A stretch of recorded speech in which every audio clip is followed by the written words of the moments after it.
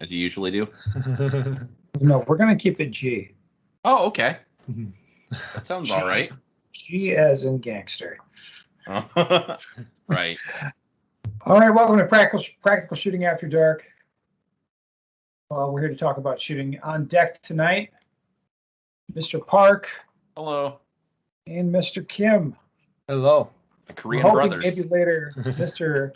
Yankopoulos will drop by and join us, but we're not too sure about that, are we, Joel? It's a possibility. I asked if he's ghosting me, and he said 1 minute. Well, maybe we'll have him on in a minute. Well, I'd like to go first for the topic today, guys. Joel and I talked about it a little bit in the pre-show, and I'm going to just put out a general statement. I think at the club level, painting with a broad brush, generally speaking, scoring at club matches has gotten a little bit looser. Does that sound crazy to you, Mr. Kim? No surprise there. Do you feel that way? Just out of curiosity. I don't think it's necessarily it's happening more. Maybe perhaps it's more noticed recently. That could be. Yeah. Yeah. I think what does it is now that we score on a tablet with that thing getting passed around so much and you can easily make changes to it. And a lot of times half the stage is scored by the time the shooter's done shooting. And, there's people aren't doing loud scoring calls as much. It's kind of very quiet. Am I talking crazy here? Am I the only person that notices this? Well, I've seen two different styles. What you're talking about, Ben, is sometimes, you'll have the RO running the shooter, and the person with the tablet will just kind of trail behind. He'll just look and be like, "Oh, it's 2 alpha. Looks one like." One thing I see a lot is people will see a target with 2 A's in it, paste it, and then tell the scorekeeper what the score was. Mr. Yankopoulos is here. We're already live, sir. Outstanding. I already texted. Better late than never. I said, "Don't say anything crazy." Yeah. Well, what would he say that's crazy? I don't want to talk about that right now. Nothing. Plot twist. Andreas does want to talk about it. Now, would you say that generally speaking, scoring has gotten looser in your experience at the club level, Mr. Andreas, in the last 5 years or so?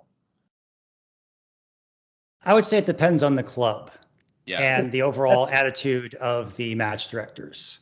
And I think you have match directors that have kind of a policy where it's we are getting you guys ready for level 2 and above matches. And then we have other match directors which are more, let's just have a good time. Okay. Yes. And that trickles down along not just scoring, but just a lot of things.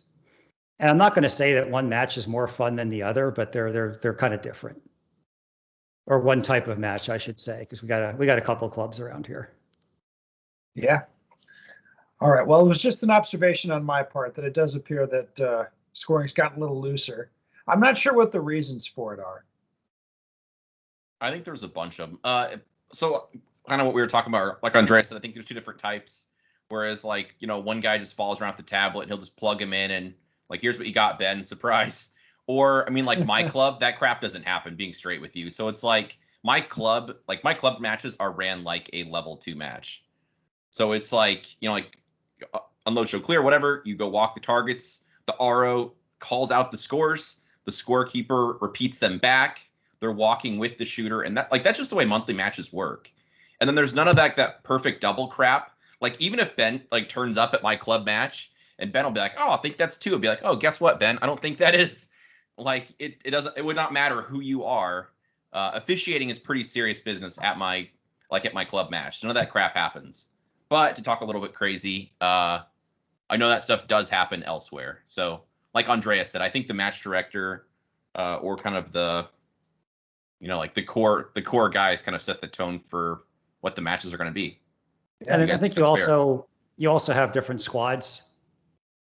And you have squads that are people who participate in a bunch of level 2 and above matches and are pretty serious about it. And then you have other people who are coming out with more or less carry gear, and they're like, well, it is what it is. And maybe nobody on the squad has been through RO training or shot with any higher level people, but then kind of things just the interpretation is a lot looser. All right. Well, I think we covered that topic pretty well. Mr. Park, I want to talk about. I don't know if I've talked about this before, so if I have, sorry. I want to talk about the drill of the month for Training Group Live, which is the podcast for Training Group. So Training Group members get access to the full, Training Group Live podcast, which is located in a thread inside the Training Group forum. But we also started a drill of the month, which is so basically the first Tuesday of the month. There's a podcast that drops that reviews the previous month's drill. And we talk about like the takeaways, the breakthroughs members had, all that kind of business. And then we introduce the new drill. And then when we're talking about the new drill, it's all the stuff you should be focusing on, what could go right, what could go wrong, what your takeaway should be, what your goal should be of the drill, that kind of stuff. And then the drill of the month has its own section in the forum right below the podcast section. So Training Group members can post their own videos. They shoot the drill live, dry. They ask questions, just post some little takeaway they had, and it turns into kind of a group conversation where they're getting feedback from instructors and other members. I would say it's been quite a hit so far. All three of you dudes have been on the podcast or talked about, been in that section. But anyway, you're a Training Group member. Make sure you are checking that section out when you log into the forum, because I think it's been pretty well received so far. Is that fair? Yep. Yeah, I've been having fun with it. Other people seem to as well. Yeah, it has been well received. And what's the drill of the month this month, Mr. Joel? It is group shooting this month, which sounds like something boring and dumb. But I had a podcast that dropped with Jason Bradley. Today? Yeah, today. And it is not boring and dumb. Jason makes some very good points about why you should care about being able to fire your gun accurately, and points out that sometimes people say that's dumb because it's a defense because they're not any good at it, which he was talking hard facts. So anyway, check out that podcast and check out the section of the forum. Roger. All right. Mr. Kim, Yes. what do you want to talk about, sir? I'm talking about a drill too. Oh boy. But before I get into mine, group shooting definitely is something that I do very often, especially with red dot shooters. Of course, in terms of skill development and practice, like training purposes, you should shoot group shooting, yes. But in terms of maintenance wise, you should always be shooting group shooting if you're shooting red dot, because especially carry optics gun, tend to break the dot really quickly. So you need to regularly check if your red dot is holding the zero the same way or broken, some kind of thing. So that's a good point. Yes. Or one more thing. Sorry. Or Jason brought out people group shooting's really dumb. It's like, oh, by the way, Kim, would you zero my gun for me? Check my sights and see if this is zeroed. And it's like, oh, you can't do that yourself? I thought group shooting was dumb, but sorry. Anyway, go ahead. I apologize. No problem. So recently, a drill dropped on PSDG and also PSDG YouTube channel too. The drill is called Trigger Break Exits. So one thing I've been working on a lot, especially past off-season 2011, 2021, sorry, was predictive shooting. A lot of the work was on the predictable shooting for me, predictive shooting and hand-eye coordination, things like that. And trigger break exits is something that I did a lot to improve that predictive shooting. So basically, it's a very simple setup. It's one open target. It could be a mini popper or any steel target next to it, about a yard apart, and you shoot that at 10 yards-ish. And as you are focusing, your focus is to exit the target at the trigger break, the moment of trigger breaking, rather than you see the front sight lift off and then going, or you hear the ding and then move exiting. Those are more reactive shooting. So the drill really focuses on cutting the reaction time. Oftentimes, athletic people have about 15th of a second visual response. Of course, you can be a little faster or a little slower than that. But if you are seeing the sight lift off and then exit, or hear the ding or hear the hit mark on the steel and then exiting, automatically adds 15th of a second because you're seeing something and then initiating some movement. So to cut that time, you just gotta know exactly when the trigger is gonna break and then initiate the movement about the same time. In this case, you're just automatically simply cutting that reaction time, 15th of a second every time you do that, which will cut a lot of time in a stage. And a couple aspects I wanted to bring in is not just target transition exit, it's also positional exits. So you should open target, transition to the popper, shoot the popper, and then you're moving to the next target. There's two different types of transitions: target transition exit, so open target to the popper, and then once you shoot the popper to actually start moving to the next direction. I know a lot of people talk about exiting at the trigger break in between target transitions. So there's many terms people talk about. It could be like transitioning off the recoil is a lot of people understand, or bump transition. There are many, many terms to represent that trigger break exit for target transitions, but I haven't really seen any drill that's focusing on positional exit. So the thing is, if it's a target transition exits, there's two things moving: your eyes to the next target and the gun to the next target. But you're not really moving with your legs, or if you are pumping with like unmounted movement, then you need to break. So there's upper body movement and lower body movement, kicking down to the ground. We're trying to be able to connect every body muscles to your brain. So what I'm saying is, if it's a position exit, it's no longer only two parts. In transition, only two parts: vision and the gun. But in positional exit, it's actually your legs as well. So you want to fire that information. So as soon as the trigger break is happening, you want to be able to move your legs as well. So you're kind of syncing your brain to your vision and arms and the legs all together, if that makes sense.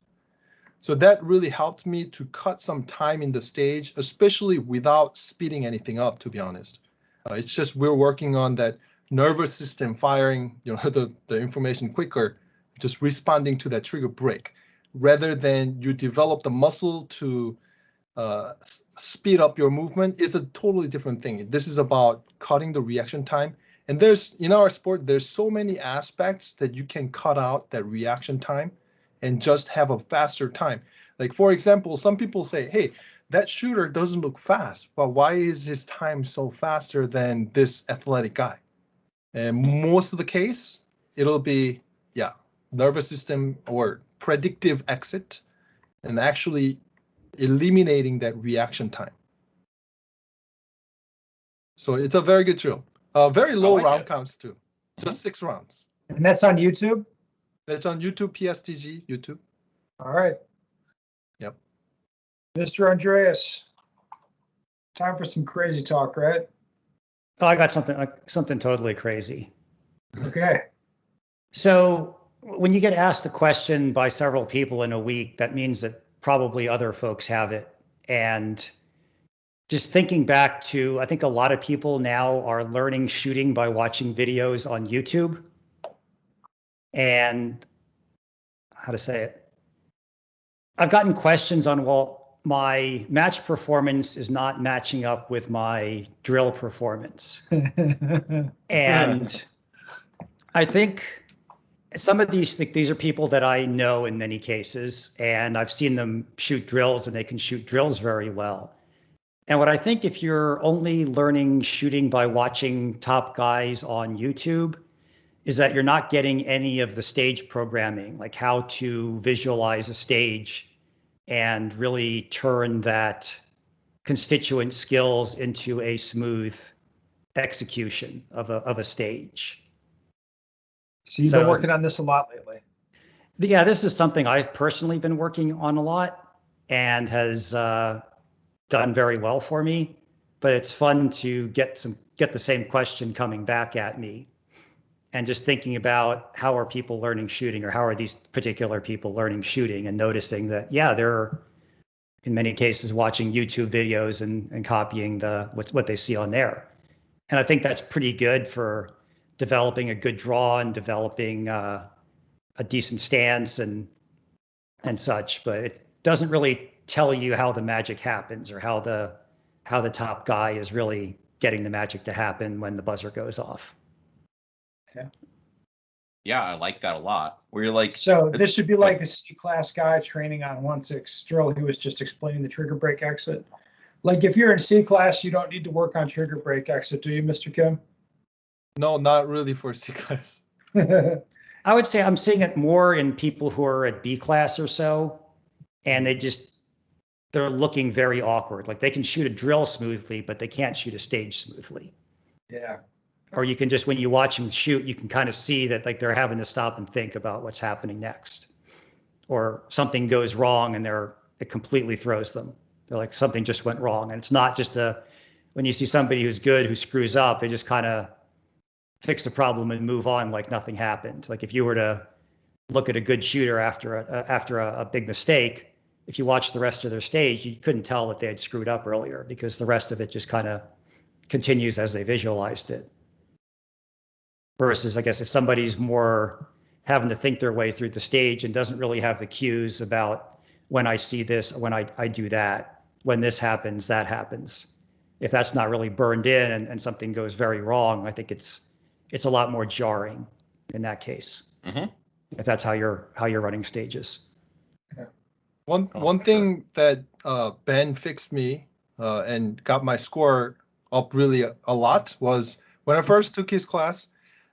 Ben saw me. We were running a drill, and then I had like a malfunction, and I quit the drill. And then Ben told me, "Hey, you need to fix the issue, and then finish the drill." And my training focus at the time was to get that 1 second under draw, for example. And I was going rep, and if there was anything that prevents me to have that beautiful 1 second draw, I would quit and then restart to get that magic done.